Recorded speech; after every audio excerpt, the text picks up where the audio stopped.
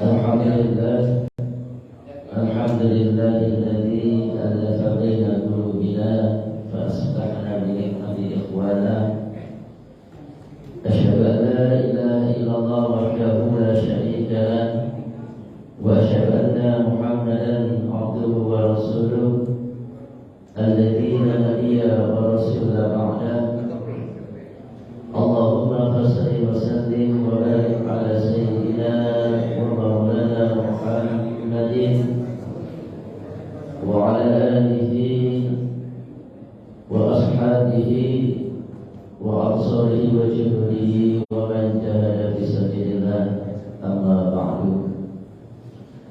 Faqad Allah Ta'ala fil Qur'anil Karim fa huwa asdaqul qailin. A'udzu billahi minasy syaithanir rajim.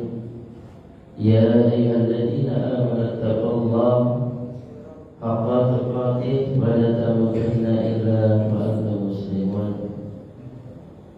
Wa qala ta'ala aidan ya ayyuhalladzina amanu kutiba 'alaikumus shiyam kama kutiba 'alal ladzina min qablikum la'allakum tattaqun.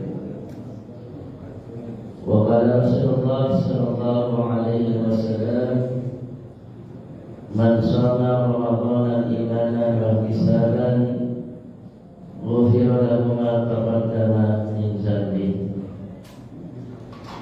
Sadaqallahu al-'azim wa sadaqa rasulul karim wa nahnu 'ala dhalika minasy-syakirin wa syakirin walhamdulillahi rabbil alamin. Mu'asyiral muslimin wal muslimat, shaimin wa shaimat, jamaah salat subuh Masjid An-Nur yang semoga senantiasa dimuliakan Allah Subhanahu wa taala. Puji serta syukur marilah kita tidak henti-hentinya memanjatkan kehadiran Allah Subhanahu wa taala dengan senantiasa kita basahi lisan kita dengan mengucapkan kalimat alhamdulillah, tsumma alhamdulillah, tsumma alhamdulillah atas segala kenikmatan yang telah Allah berikan kepada kita, terutama nikmat iman dan nikmat Islam, dan juga termasuk nikmat kita bisa kembali dipertemukan oleh Allah di bulan yang mulia ini, di bulan Ramadan tahun 1444 Hijriah.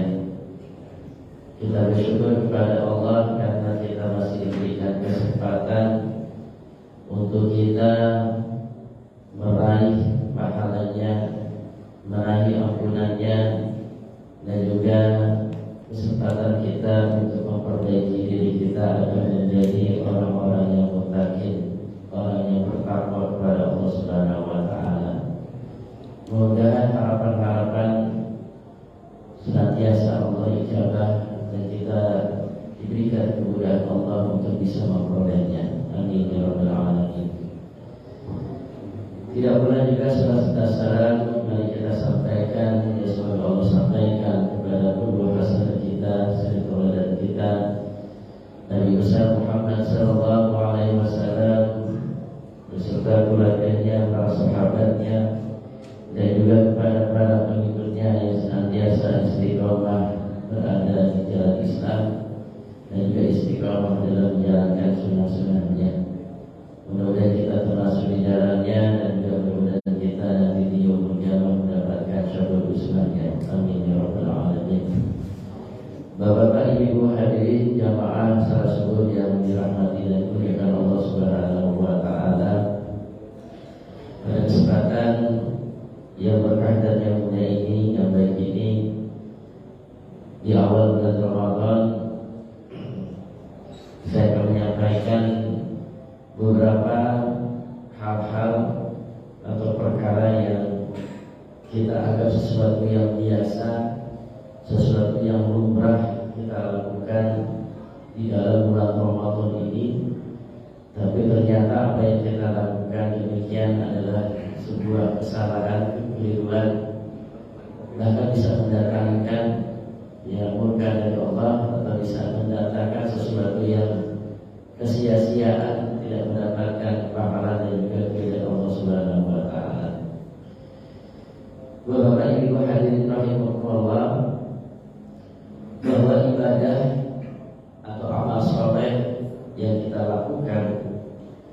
itu bisa memungkinkan dua hal, seperti yang sebuah pisau. Pisau ini bisa bermata dua, tergantung siapa yang memakai dan menggunakannya.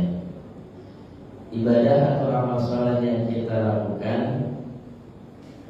bisa dinyatakan itu sukses atau makbul, yang diterima oleh Allah Subhanahu wa taala.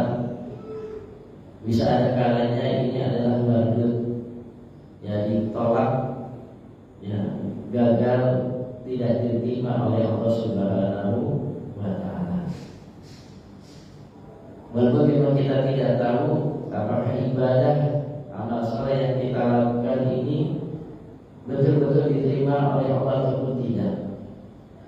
Paling tidak para ulama-ulama kita memberikan petunjuk, memberikan pedoman bagaimana agar caranya ibadah yang kita lakukan, lebih khusus juga di bulan Ramadan ini, kita diterima oleh Allah Subhanahu wa taala.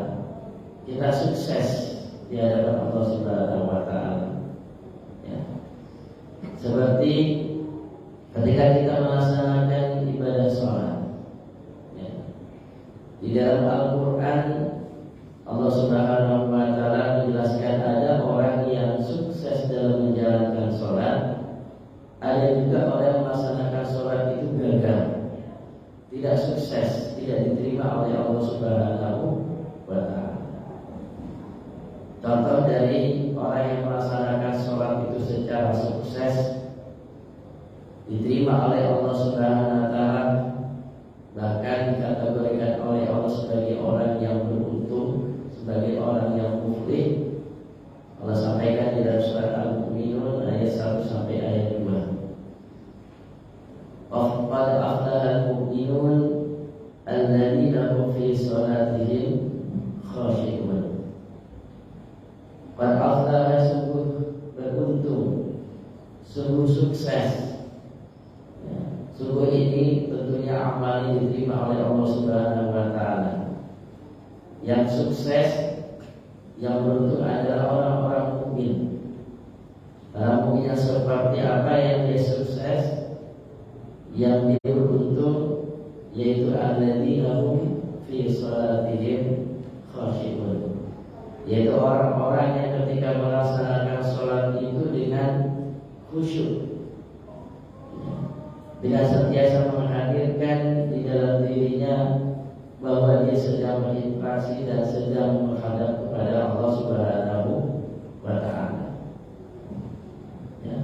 Khusyuk juga diartikan oleh para ulama adalah melaksanakan sholat itu sesuai dengan kaifiyahnya, rukunnya, syarat-syaratnya ditunaikan dan dilengkapi, dihindari beberapa hal-hal yang membatalkan sholat.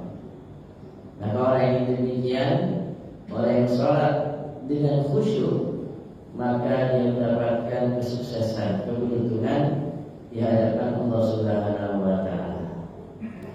Namun berbeda, Allah sampaikan di dalam surat Al-Ma'un ayat 4 sampai 5. Ya Allah katakan, fawailul lil musallin alladzina hum an shalatihim sahun. Sungguh celaka. Ada yang mengatakan wail itu celaka. Ada yang menafsirkan ulama wail itu yang maka neraka wail lah lil musallin, bagi orang-orang yang sholat. Ada orang yang mengerjakan sholat, tetapi dia tidak aflahan, tidak beruntung, tidak sukses, tapi malah mendapatkan kecelakaan. Ya. Siapa mereka orang yang celaka ketika dia tetap mengerjakan sholat? Alladzina hum an sholatihim sahun, yaitu orang-orang yang ketika mengerjakan sholat, sholatnya itu dia lalaikan.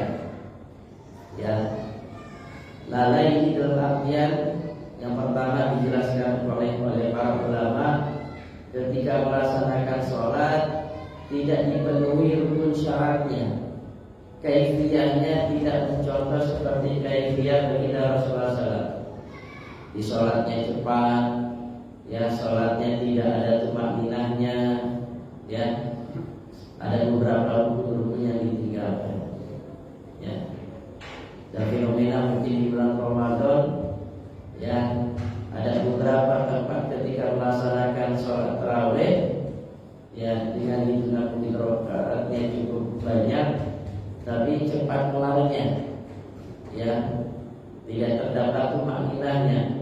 Melaksanakan sholat sampai 23 rakaat, tapi selesainya dalam waktu hanya 10 menit, ya. Ya jelas, maka sholat yang ditunaikannya, ya bisa jadi kita tidak, tapi kalau punya secara zahirnya tidak dilaksanakan yang namanya, ya rukun atau syarat sholat itu sendiri. Yang melalaikan juga diartikan oleh para ulama, sholatnya diundur, dinanti-nantikan. Sudah tahu datang waktu sholat, harus melaksanakan sholat tepat waktu, tapi ditunda-tunda. Nanti saja sholatnya, masih banyak sisa waktu, ya sudah tahu waktu sholat zuhur, tapi ditunda-tunda, nanggung, masih mengerjakan aktivitas pekerjaan, ya.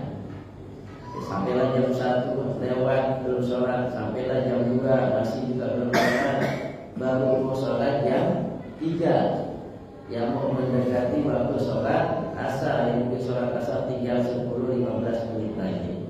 Sholat memang, tapi sholatnya ditunda-tunda, diundur-undur. Nah, ini kan termasuk orang yang melalaikan sholat. Bahwa dengan Allah, seperti di gambar ini, ada beberapa kesalahan yang dilakukan. Ada berapa Pak? Hah?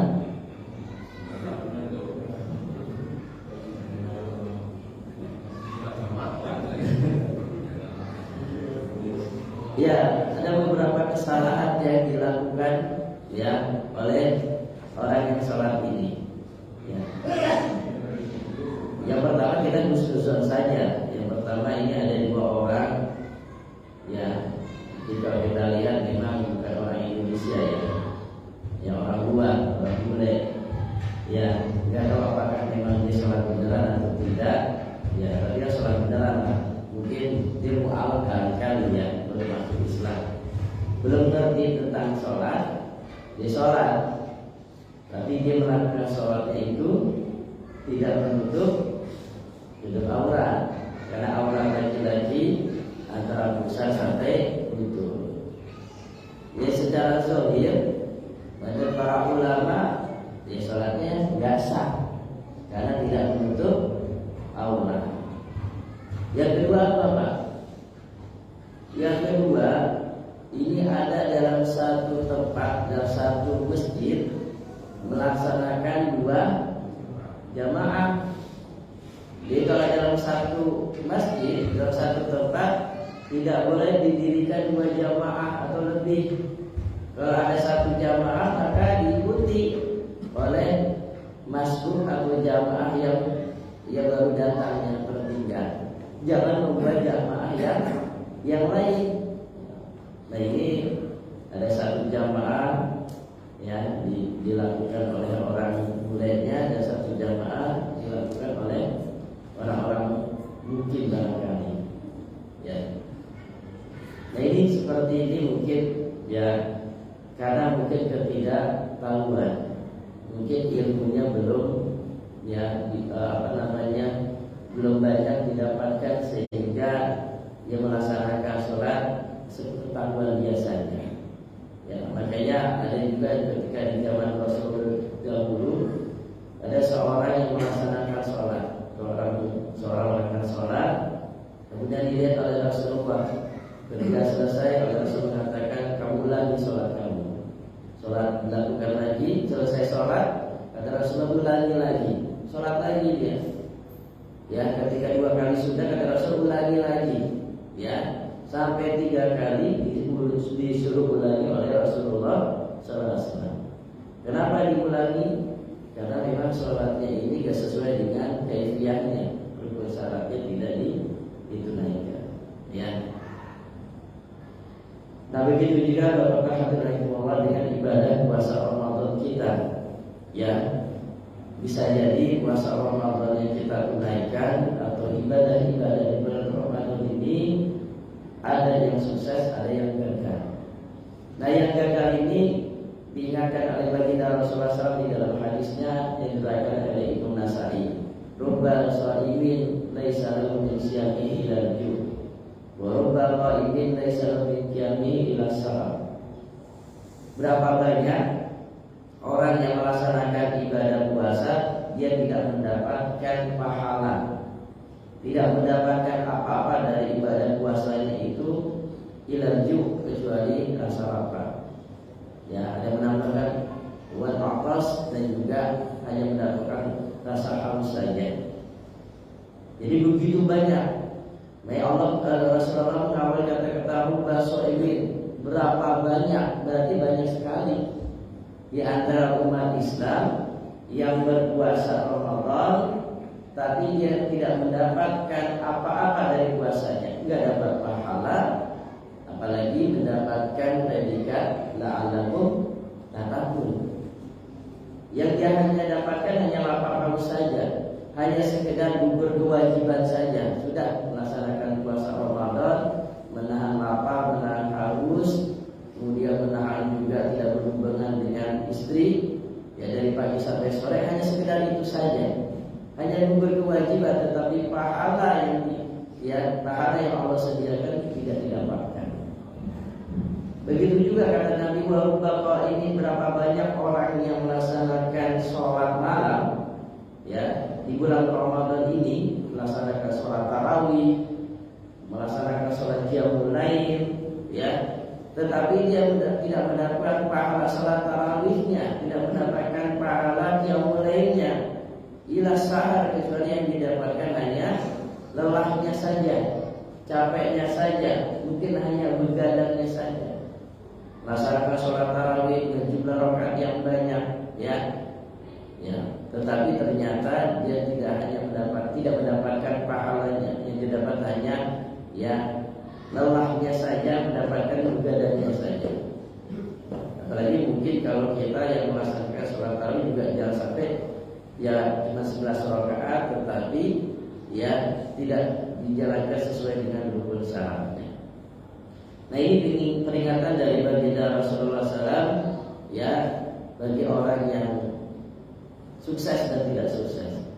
Nah kemudian Bapak hadirin Allah, apa dan siapa sajakah orang yang melakukan sebuah kesalahan-kesalahan ya di bulan Ramadan ini, ya khususnya bagi orang yang berpuasa. Baik, jangan sampai kita di bulan Ramadan ini, mumpung masih di awal Ramadan, tanggal 4 Ramadan, kita melakukan kesalahan-kesalahan ya dalam kita berpuasa. Yang pertama, Bapak Ibu rahimakumullah, ada orang yang berpuasa, ada orang yang beribadah di bulan Ramadan tapi tanpa keikhlasan.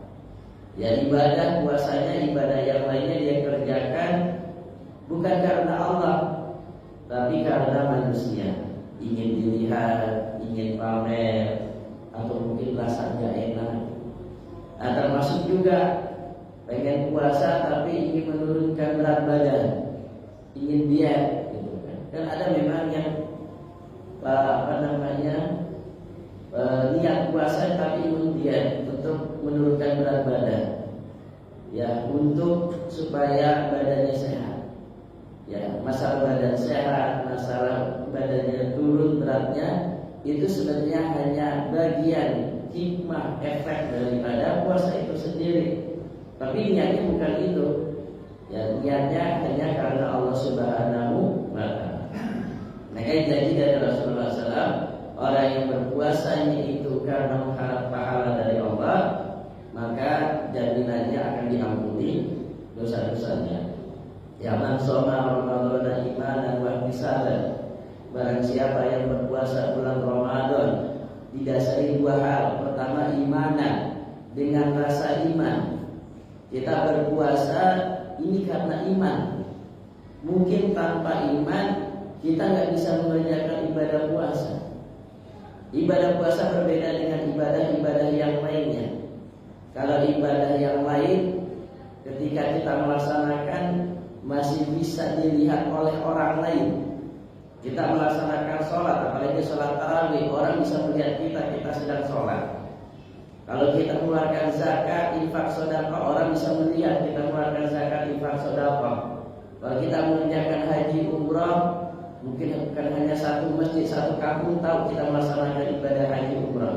Tapi kalau ibadah puasa nggak ada yang tahu. Yang tahu hanya diri kita dan Allah Subhanahu wa Ta'ala. Ya. Mungkin kalau kita tidak ada iman, ya, ketika kita pagi hari sudah sahur, kemudian di siang hari tidak ada orang, ya di rumah kita, istri kita nggak ada, anak kita nggak ada, kita tinggal sendirian. Ketika kita tinggal sendirian, perut sedang lapar, kemudian kita sedang haus, kira-kira kita mengambil makanan enggak? Ngambil minuman enggak? Kita buka kulkas, buka lemari makanan. Ya, tapi kita tidak lakukan itu. Kita tidak buka kulkas, tidak membuka lemari untuk kita makan dan minum, walaupun kita lapar dan haus. Ya, kita tinggalkan itu. Karena apa? Imanan. Karena kita punya rasa iman. Ya, bahwa Allah melihat kita. Wahtisaban, dan juga cara yang kedua adalah hanya mengharap ganjaran. Ihtisab itu artinya mencari pahala Allah Subhanahu wa Ta'ala. Jadi boleh kita beribadah itu untuk mencari pahala, mencari balasan dari Allah. Ya.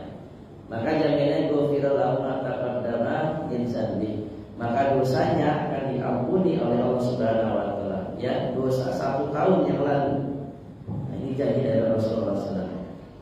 Ya, bahkan juga ya, orang yang berpuasa itu sendiri, itu kata Rasulullah SAW, lahor walahufru famisraim atau indallah min rihil is.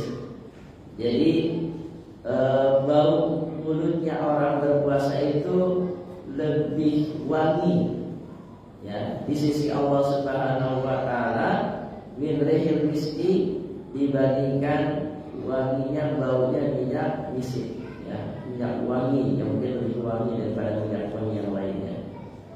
Ini sebuah isyarat yang agung betapa Allah menghargai orang yang berpuasa.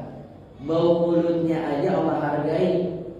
Ya, Allah apresiasi, apalagi yang lain.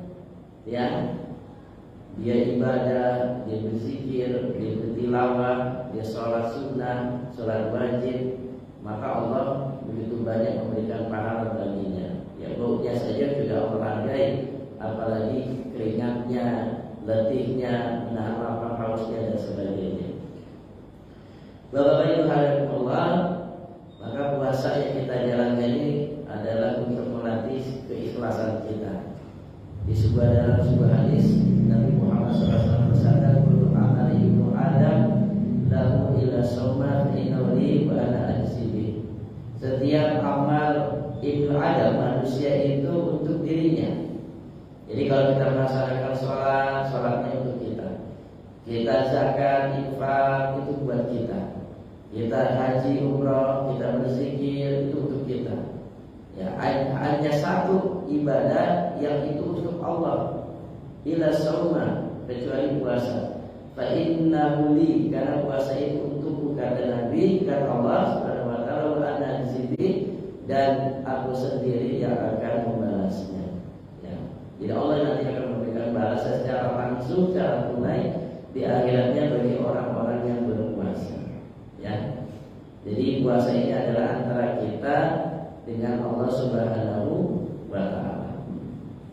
Itu yang pertama.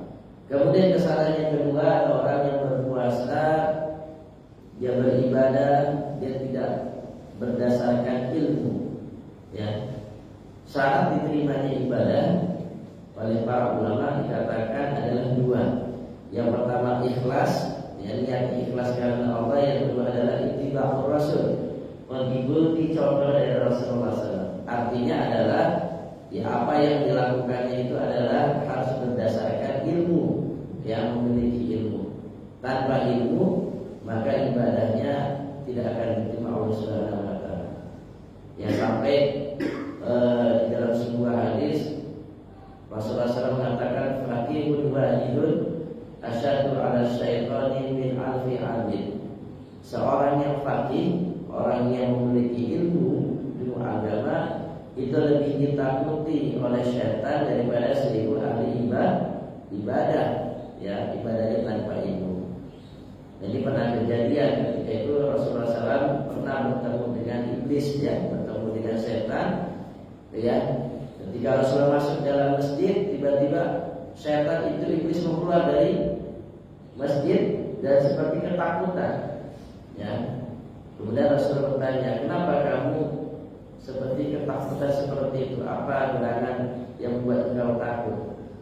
Ya, ternyata yang ditakuti oleh setan itu adalah dia melihat ada 2 orang di dalam masjid. Yang satu sedang sholat, yang satu sedang tidur. Tapi yang ditakut oleh setan adalah orang yang tidur. Sementara orang yang sholat tidak ditakut oleh setan. Kenapa engkau takut dengan orang yang tidur? Ya setan, kata Rasulullah. Ya, dibandingin orang yang sedang sholat. Ya, kata iblis, kata setan, saya lebih takut kepada orang yang tidur, karena orang yang tidur itu pakai ilmu, dia itu ahli fikih, ahli fakih, dia berilmu. Sementara orang yang sholat, dia itu orang yang jahil, orang yang bodoh, ya, orang yang tidak punya ilmu. Jadi ketika dia sholat, saya bisa menggodanya mudah sekali, ya, untuk membatalkan sholatnya atau sholatnya tidak sesuai dengan rukun syaratnya. Sementara orang yang tidur itu adalah orang yang berilmu, dia tidurnya aja pakai ilmu. Nah, salah satu Bapak Ibu Hadirin, orang yang tidak punya ilmu itu ketika dia melaksanakan sholat tarawih, ya, beranggapan ini yang benar, yang betul. Sholat tarawihnya ini sebenarnya benar yang 11 rakaat apa 23 rakaat sih, gitu kan? Ya, yang benar, gitu kan? Yang benar 11 sampai 23, yang salah 11 sampai 23. Ya, ya, karena tanpa ada ilmu, karena tidak tahu, ya, akhirnya sekarang banyak di tengah masyarakat suka menyalah-nyalahkan, ya, tentang jumlah rakaat salat tarawih, ya. Yang 11 merasa dirinya benar, ya, yang 23 salah. Begitu juga yang 23 merasa dirinya benar, bahwa yang 11 rakaat salah, ya. Karena sesungguhnya 11 atau 23 rakaat, ya, dua-duanya benar. Yang salah adalah yang sholat tarawih, ya. Yang sholat tarawih yang salah, gitu, ya. Yang 11 23 ya sama benar, ada dalilnya. Ya silakan. Mana yang perlu kita lakukan, 11 kan, 23 rakaat lah, tidak perlu kita permasalahkan, ya. Nah, bahkan Bapak Ibu hadirin Sayyidina Umar pun pernah galau. Ini terkait tentang membatalkan puasa, ya. An Umar radhiyallahu anhu qala ya hasistu yauman faqabiltu ana shaimun. Ya, kata Umar, suatu hari aku senang melihat istriku, istrinya harus dandan barangkali, ya, istrinya kelihatan cantik, gitu, ya. Kemudian kata Umar, faqabaltu wa ana shaimun. Kemudian langsung saya cium, gitu kan. Ya, cium tuh istrinya, wa ana shaimun, padahal aku sedang puasa. Kemudian fa'ataitu Nabi sallallahu alaihi wasallam faqultu, ya. Kemudian aku datang kepada Rasulullah SAW sambil berkata, ya, dia langsung bahwa saya salah nih, saya mencium istri saya sementara saya berpuasa, ya. Kemudian pada hari itu aku telah melakukan sesuatu yang besar, ya Rasulullah, gitu kan. Ini sona'tul yaum amran aziman, ya Nabi, aku melaksanakan sesuatu yang Masya Allah salah banget, yang besar, gitu kan, ya. Saya telah mencium istriku dalam keadaan aku berpuasa, ya. Namun Rasulullah SAW mengatakan, ya, bahwa seorang yang sedang berpuasa ketika mencium istrinya maka tidak membatalkan puasa. Yang membatalkan itu kalau berhubungan, kalau mencium doang enggak, gitu, menyenggol enggak, gitu kan. Yang membatalkan puasa adalah mempergaulinya, ya. Nah itu Sayyidina Umar aja begitu. Ya jadi boleh ya bermesraan dengan suami istri, walaupun ada orang yang ya menjauh sejauh-jauhnya, terutama di siang-siang hari gitu kan, ya sampai betul-betul sejauh-jauhnya, bahkan tidur pisah dengan istrinya. Ya, pada tidak demikian. Nah contoh Bapak Ibu Hadirakumullah ya tentang pantangan ya saat puasa. Jadi ada beberapa hal yang sebenarnya boleh dalam kita melaksanakan puasa. Ya seperti kita melakukan siwak atau sikat gigi dengan pasta gigi. Ya boleh walaupun kita melakukan siwak di pagi hari, ya mungkin sekarang ini atau mungkin siang atau sore boleh. Yang tidak boleh adalah ya ketika sikat gigi itu sambil minum airnya, airnya ditelan, nah, itu yang tidak boleh. Tapi kalau bersiwak, bersikat gigi boleh. Ya. Kadang-kadang orang yang jangan nggak boleh sikat gigi lagi puasa. Kemudian juga ada orang mengatakan menyiram kepala dengan air itu juga nggak boleh. Ya bahkan katanya makruh. Ya kata siapa makruh? Nggak makruh, boleh. Bahkan kalau anak-anak kita berpuasa nih, kemudian di siang hari dia udah kehausan, ya udah kecapean, nggak apa-apa, suruh aja berendam, suruh aja dia ngopiok airnya di kepalanya tuh, dia ngocorin air, nyiram kepala airnya, boleh. Ya, atau bapak-bapak lagi panas-panasnya, waduh, udahlah dikopiok air, kemudian udah kering, kopiok lagi pakai air, nggak apa-apa, boleh, nggak makruh, silakan. Ya, apalagi dengan cuaca misalnya panasnya lebih luar biasa, gitu ya.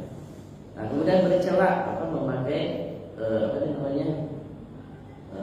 ini ya, alis ya apa alis namanya sih.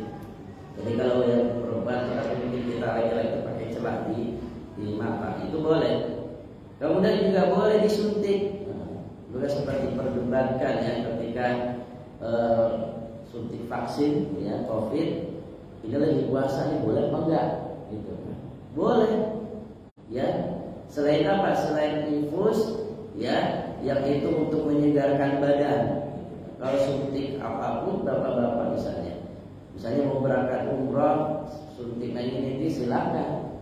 Suntik vaksin boleh, silakan dalam kondisi puasa. Yang boleh kondisi lagi tidak sehat, tapi di berpuasa kemudian infus, jadi segar kondisi badannya. Nah itu yang tidak boleh.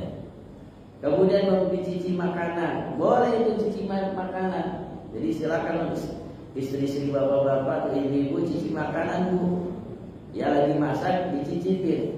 Karena kalau nggak dicicipin nanti nggak ketahuan ya rasanya asin manis enggak gitu kan. Tapi yang nggak boleh adalah jangan ditelan gitu kan. Ya. Jadi cukup masakan itu ditaruh di lidah saja.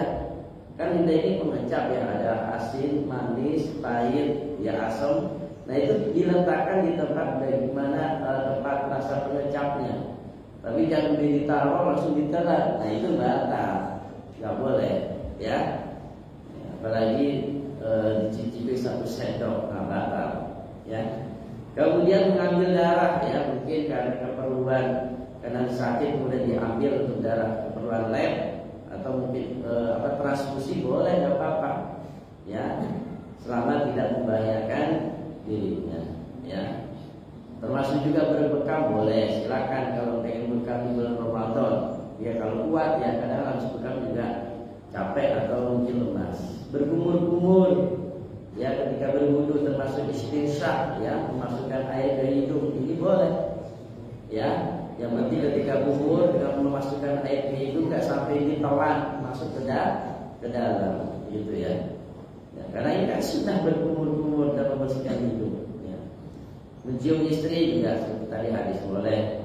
Bangun tidur dalam keadaan junub gitu ya. Ya, misalnya siang-siang habis sholat zuhur tidur, bangunnya udah asar tapi keadaan junub misalnya. Ya nggak apa-apa, nggak batal puasanya. Tinggal mandi junub aja.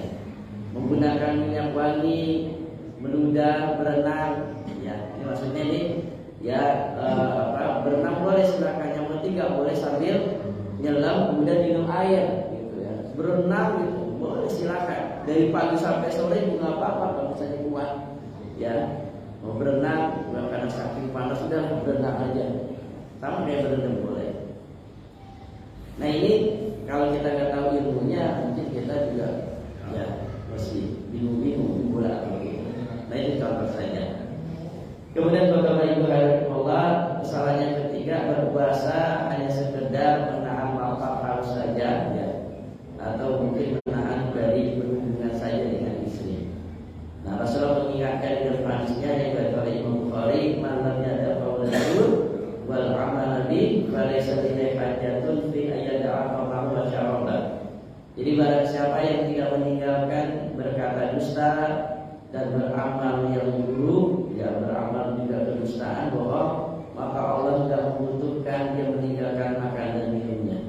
Jadi kalau orang berpuasa, dia tidak meninggalkan berkata-kata dusta, berbohong, berjihad, dia berdebat kata-kata yang kotor, ya, atau bergibah, memfitnah, maka Allah tidak akan menerima ibadah puasanya. Gak butuh tuh walaupun dia meninggalkan makan dan minumnya, ya. Kita juga jangan sampai kayak anak-anak gitu ya. Ya kalau anak-anak mulai puasa seperti ini, ya memang mereka diisinya dengan ya bermain gitu ya. Ya biarkan mereka main apapun lah, ya selagi dia tidak membatalkan puasanya nggak apa-apa. Yang penting jangan mengarah kepada yang negatif, gitu ya. Ya karena inilah dunia anak-anak, kalau lagi Ramadan ya senang kumpul, main-main dan sebagainya. Nah kemudian yang keempat, kesalahan juga mengisi waktu sahur hanya dengan makan minum saja. Banyak di antara kita kaum muslim itu ketika lagi waktu sahur itu hanya sekedar itu saja, makan dan minum saja. Ya, padahal di waktu sahur ini adalah waktu yang mustajabah, waktu yang dikabulkan oleh Allah Subhanahu wa taala. Ya, orang-orang beriman itu di akhir-akhir malamnya mereka beristighfar memohon ampun Allah Subhanahu wa taala. Makanya bagusnya sebelum sahur atau setelah sahur kita masih ada waktu sebelum imsak atau sebelum sholat subuh, maka perbanyak kita beristighfar kepada Allah Subhanahu wa taala. Ya kalau masih ada waktu, kita bisa menunaikan sholat malam. Walaupun hanya 2 rakaat, walaupun hanya sholat misalnya sholat witir, kalau witirnya belum dikerjakan, ya jangan kebanyakan orang ketika lagi sahur itu malah ya berhura-hura. Hura-huranya apa? Banyak kita lihat di televisinya apa ketika sahur ya, itu tayangan-tayangan yang gak mendidik kita, ya isinya Masya Allah gitu kan, banyak lawaknya, lambaknya, segala macam. Ya kita kadang dilenakan oleh ini. Lagi sahur kita asik nonton acara-acara televisi yang lambak, yang kocak segala macam. Ya kita lupa bahwa waktu sahur itu adalah waktu yang bagus untuk kita beristighfar, kita berdoa. Ya, Allah berfirman, "Wastaghfiri bil ashar." Orang-orang beriman itu orang yang senantiasa beristighfar pada waktu sahur. Wabil ashari yastaghfirun. Mereka orang beriman ketika waktu sahur memohon ampun kepada Allah Subhanahu wa taala. Nah ini kita tinggalkan nih kalau lagi sahur, ya nonton televisi atau apapun yang melelahkan kita. Yang menonton tayangan dan termasuk buat anak-anak kita juga. Kalau perlu banyak baca Quran, istighfar, ya sambil tunggu waktu imsak atau waktu subuh, gitu ya. Nah, kemudian kesalahan kelima, banyak yang makan sahur itu lebih awal, ya, mengawali waktu sahur. Bahkan kadang kalau di beberapa masjid, musola beberapa tempat itu membangunkan sahur itu udah masih larut malam banget. Jam 2 udah dibangunin, gitu ya, jam 3 gitu. Ya, kalau untuk mempersiapkan makan sahurnya sih buat ibu-ibu silakan, mungkin masak dulu, ngangetin dulu. Tapi ketika kita makan sahurnya jangan di awal-awal jam 3 makan sahur. Ya, kita mengakhirkan karena itu yang utama, ya, sunahnya. Ya, jam 4 lah kita makan sahurnya. Agar apa ya? Agar kita tidak terlalu kelaparan lagi ketika rasa lapar itu nggak akan muncul ketika di pagi harinya. Karena kalau udah malam-malam udah sahur, ya udah paginya udah kerasa lapar lagi, gitu, ya. Jadi kalau ulama menyebutkan waktu sahur itu ada 1/6 terakhir malam, ya. Berarti mendekati waktu subuh, ya. Dan jangan sampai kita tidak melakukan sahur karena sahur itu adalah ada keberkahannya. Tasaharu bersahurlah kalian fa innahu barakatun, karena di dalam sahur itu kata Nabi ada keberkahannya. Dan perbedaan antara umat Rasul dan umat yang lain, ya ketika berpuasa adalah di sahur. Kalau umat yang lain itu tidak ada makan sahur, Pak. Ya, umat Nabi Musa, Nabi Isa, Nabi Ibrahim, mereka juga berpuasa tapi tidak ada makan sahur.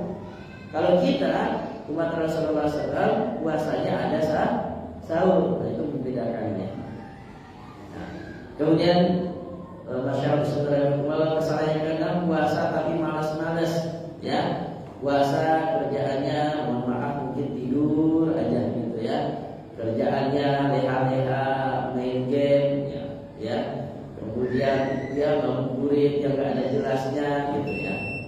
Nah ini, padahal di bulan Ramadan ini malaikat itu mengatakan wahai pencari kebaikan sambutlah, ya. Maksudnya sambut pahala Allah.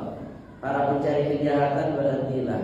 Ini malaikat selalu mengatakan demikian dari awal Ramadan sampai akhir Ramadan, ya. Makanya jangan sampai kita ibadah tidur terus. Tapi ada yang bilang, ya tidurnya orang puasa adalah ibadah. Betul nggak Pak? Betul ya?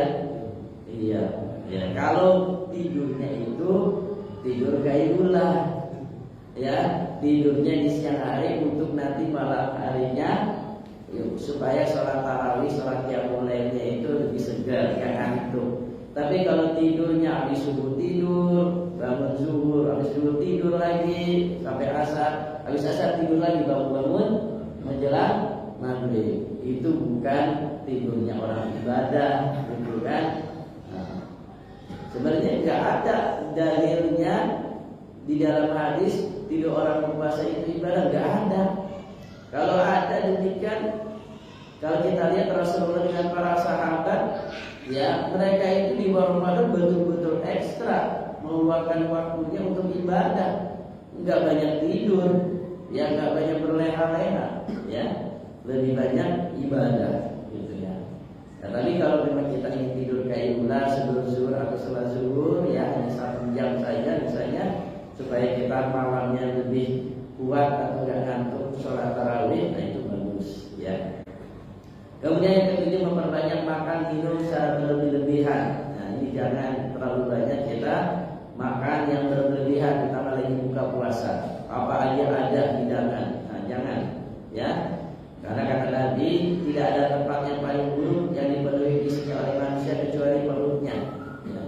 Jadi tidak sampai perut kita diisi dengan makanan. Jadi saking dendamnya, apa aja dimakan gitu ya. Nah, ketika berbuka puasa, ya jangan boleh seperti ini, ya. Alhamdulillah tuh makanya seabrak-abrak, ya. Karena kita pas lagi buka puasa aja hanya minum seteguk air dengan beberapa biji kurma aja udah merasa kenyang, gitu kan. Apa yang tadi kita ingin nafsu makan ini dan itu ternyata nggak kesampaian, gitu kan. Dan itulah memang nafsu, gitu. Dan itu harus kita hindari, ya. Nanti kalau udah kekenyangan atau sholat tarawihnya ngantuk. 8. Memperbanyak ibadah, mendekatkan diri kepada Allah dengan amalan dan ketaatan. Jadi jangan kita lebih malas, tapi kita memperbanyak ibadah, ya. Sebagian ulama salaf mengatakan sejelek-jeleknya kaum adalah yang tidak mengenal Allah kecuali di bulan Ramadan. Maksudnya adalah orang yang ibadahnya rajin itu di bulan Ramadan aja. Ketika bulan Ramadan, ya udah malas lagi ibadahnya. Nah itu kata para ulama salaf, itu sejelek-jeleknya kaum sebagian manusia. Jadi rajinnya hanya di bulan Ramadan, ya. Sampai ada ulama mengatakan dia kunu rabbaniyun wala takunu ramadaniyun. Jadilah kalian hamba-hamba yang robbani, jangan menjadi hamba-hamba Ramadan. Hamba Ramadan adalah hamba yang rajin. ya giatnya hanya di bulan Ramadan saja. Lepas Ramadan udah lepas semua ibadahnya, nggak rajin lagi, ya. Makanya Nabi mengatakan amalan yang paling dicintai oleh Allah adalah adwamuha wa inqala, ya. Amal yang dicintai oleh Allah adalah dia walaupun sedikit tapi istimroriyah, terus menerus, gitu ya. Ya jangan juga kita seperti kayak anak-anak, ini tarawih di hari berapa ya, di malam berapa, sisanya berapa. Ini puasa di hari berapa, sisanya tinggal berapa, jangan, gitu ya. Nah, itu artinya kita menghitung hari. Harusnya kita udah lewat 2 hari, waduh, kita evaluasi berapa yang kita lakukan, kita kerjakan di bulan Ramadan. Ya, maka hiasi ibadah Ramadan kita ini dengan ini. Kita banyak membaca Al-Quran, kita banyak tarawih sampai bolong, kita banyak sedekah. Ya, Rasulullah itu masya Allah di bulan Ramadan ini sedekahnya lebih rajin, lebih masya Allah lebih hebat, bahkan melebihi daripada hembusnya angin, ya dalam hadis. Kemudian memberi berbuka, gitu ya. Jangan melarang orang-orang mau berbuka, berbuka puasa bersama, gitu ya. Namanya orang berbuka puasa kan bisa mengajak orang-orang, itu pahala itu luar biasa. Jangan dilarang-larang. Ini kan ada larangan, tidak boleh mengadakan berbuka puasa bersama. Tidak apa-apa sebenarnya. Berarti menghalangi sunnah Nabi. Gitu. I'tikaf, gitu ya. Nanti 10 hari terakhir kita isi, ya. Kemudian umrah, apalagi umrah di bulan Ramadan ini, ya itu pahalanya seperti orang melaksanakan ibadah haji, bahkan ibadah haji bersama dengan Nabi, denganku, kata Nabi. Jadi pahala orang yang umrah di bulan Ramadan ini adalah sama pahalanya sedang melaksanakan ibadah haji atau ibadah haji bersama denganku, kata Nabi. Masya Allah. Maka yang berbahagia orang yang bisa umrah di bulan Ramadan ini, ya. Yang mulai juga berdakwah, mengajak orang kepada kebaikan. Kemudian yang 9, ini juga banyakkan orang tua di bulan Ramadan ini suka melalaikan anaknya. Jadi anaknya nggak dianjurkan berpuasa, ya dalilnya alasannya masih kecil, kesian dia masih belum mampu puasa. Ya, kalau berarti ini menyelisihi para sahabat ulama terdahulu. Ya, mereka menyuruh anak-anaknya untuk berpuasa. Makanya pernah diriwayatkan dari Ar-Rafi bin Mu'aiz pernah berkata, kami berpuasa dan memerintahkan anak-anak kecil kami berpuasa. Kami membuatkan mereka mainan dari dulu. Maka apabila mereka menangis karena lapar, kami berikan mainan itu kepadanya sampai tiba waktu berbuka. Ya, ya kalau anak kita masih TK, tidak apa-apa puasanya baru setengah hari.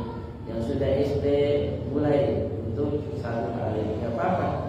Gitu. Kemudian mereka sudah lapar, jadi supaya mereka lupa laparnya kasih mainan-mainan dan sebagainya.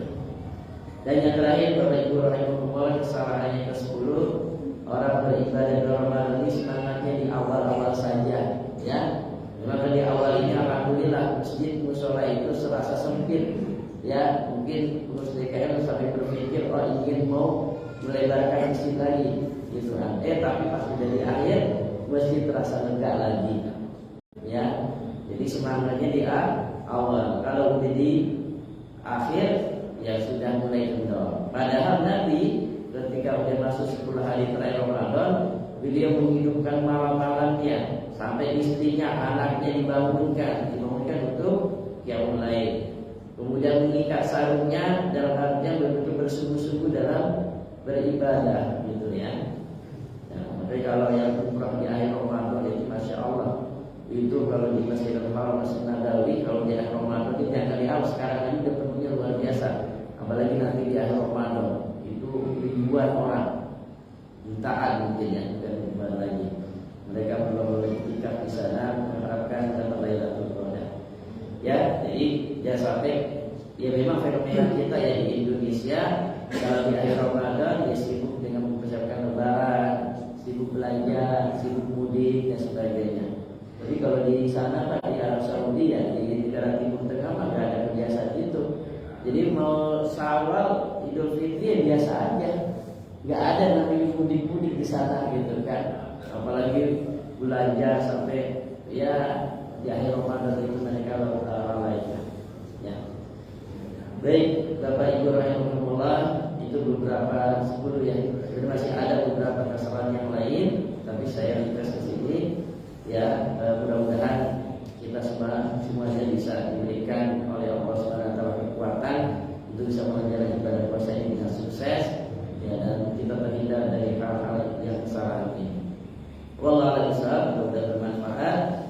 Yang baik yang benar datangnya dari Allah dan Rasulnya. Aku rabbik fala takuna mumtarin.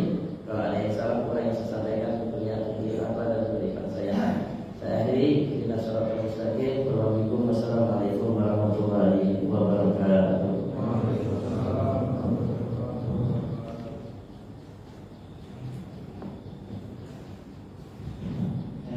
Sebelum itu mungkin ada pertanyaan terkait dari misalnya karena saya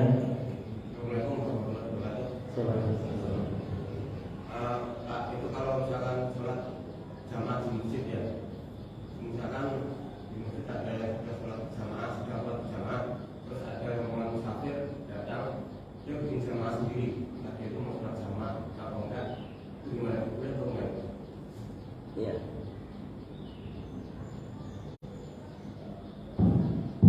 Ya, baik, ini biasanya suka berlaku di masjid di pinggir jalan ya, atau di rest area. Ya, nah, saya pernah melihat ada di salah satu rest area itu daerah Cipali, lupa saya ini ya, arah Bandung ya. Itu ada masjidnya itu rest area ini dibagi dua pasarnya, tempatnya. Jadi ini ada yang buat mukim, ini ada yang buat musafir, gitu. Jadi kalau yang mukim dia sholatnya bersama dengan orang-orang mukim nih, gitu ya. Dan orang yang musafir dia tersendiri, ya. Biar apa? Membedakan yang ada mukim dan musafir. Karena orang yang mukim nggak boleh sholat bersama dengan musafir. Tapi kalau musafir boleh sholat bersama dengan mukim, gitu. Nah, ada yang masjid itu begitu, ya dibedakan sehingga ketika jamaahnya ketahuan mana yang mukim, mana musafir. Nah, ada ulama mengatakan dibolehkan ya dibikin misalnya dua jamaah yang memang secara niat dan tujuannya berbeda, ya. Karena mungkin ini sholat jamaahnya biasa, yang satu mungkin di jamaah kosong, gitu ya, untuk khusus musafir. Silakan, nggak apa-apa, gitu kan. Walaupun sebenarnya boleh saja musafir ini gabung dengan sholat yang mukim, yang normal gitu ya, yang nggak dijamak gitu ya, yang dijamak nggak dikosor. Tapi kalau misalnya musafirnya mau lanjutkan lagi, saya salat zuhur dan asar, salat zuhurnya 4 rakaat mengerjakan bareng dengan yang mukim. Kemudian karena dia juga ingin dijamak juga dengan asar, maka dia setelah salat zuhur melanjutkan dengan sholat asar, di situ boleh, gitu kan. Ya, di awalnya, yang kemudian dia mau bikin jamaah lagi kan ada beberapa orang melanjutkan sholat asar di jamaah juga, ya juga boleh seperti itu. Jadi memang dibolehkan, ya, misalnya dibikin dua tapi itu kalau tempatnya memang disengaja dipisah. Tapi kalau tempat juga dipisah, ya karena orang kadang suka bingung ya, memang lebih baik jangan dibuat takut orang keliru, ya, orang bingung. Loh, kok ini ada 2 jamaah kan gitu.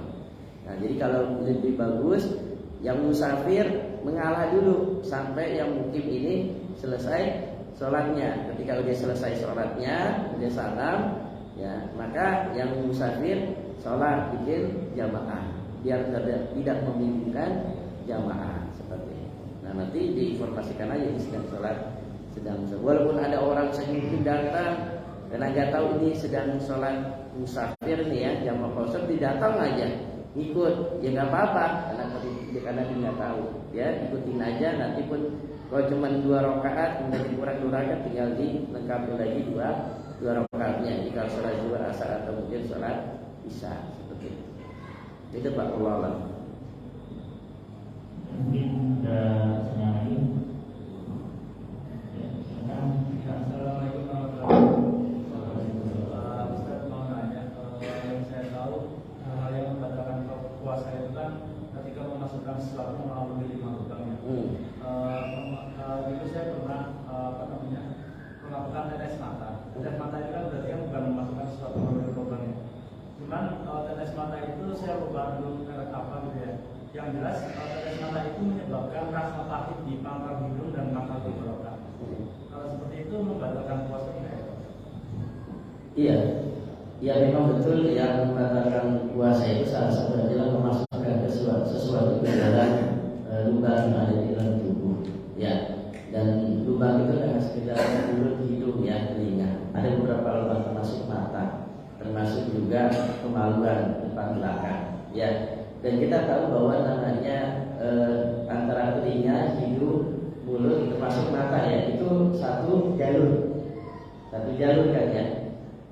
Kalau ada sesuatu yang dimasukkan sampai ke dalam, pasti masuk ke dalam yang dimasuk ke dalam kerongkongan. Kata ulama, kalau ada sesuatu yang masuk ke dalam kerongkongan, itu akan membatalkan puasa, gitu. Ya, pasti karena kalau udah apalagi dalam jumlah tetesan matanya cukup banyak ya, nah itu sampai pedih, kemudian masuk, dia kan masuk ke dalam sini ya, sampai kerasa di kerongkongan itu terasa apa ya, pahit atau apa ya. Maka ketika masuk itu secara otomatis dia membatalkan puasa, gitu. Ya, alangkah baiknya yang boleh sebenarnya hanya celah aja, memakai celah. Tapi kalau memasukkan tetes mata, tetes telinga, atau mungkin hidung, nah itu memasukkan sesuatu dia masuk ke dalam, maka dia membatalkan puasa. Lebih baik kita hindari dan nanti pakainya itu ketika sudah berbuka puasa saja, gitu. Ya. Jadi gitu, kalau dia masuk ke dalam tenggorokan, kerongkongan, maka ini sudah membatalkan puasa. Allah.